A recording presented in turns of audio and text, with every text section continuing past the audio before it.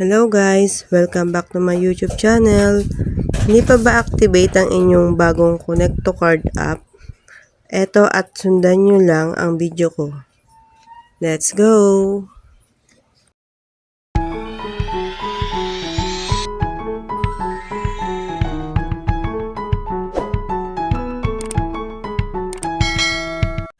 Una, pumunta lang kayo sa inyong Play Store at i-download ang Connect to Card.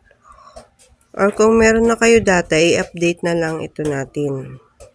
Yan, yung kulay green po ang ating pipiliin. At dyan po makikita na na-update ko na siya. Kaya kung na-update nyo na, i-open nyo na lang. At dito kayo dadalhin sa pagla-login. At dito guys, kailangan nyo mag-login. Yung dati yung account. At dito, ilagay lang ang username at password. Dapat tandaan nyo yung dati yung nilagay sa luma yung Connect to Card app. At dito kayo mag-send ng code mismo sa system ng card.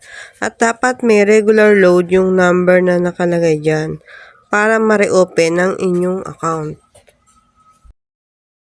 At dyan, i-click lang po yung proceed. Tapos, dadalhin kayo sa mismong text message.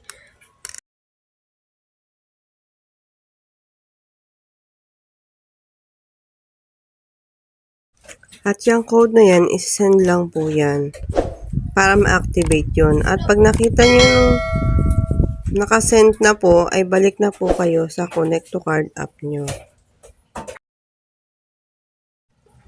At iyan, pag sumakses na at sa puntong ito ay may nakalagay na let's create your PIN, pwede yung dating PIN ang ilagay ninyo, yung luma para di na magkalituhan. Ganun lang po kadali. Ayan, pwede kayong gumawa or pwede yung dati na lang. At yan, pag okay na, may lalabas po dyan na congratulations and you can log in now.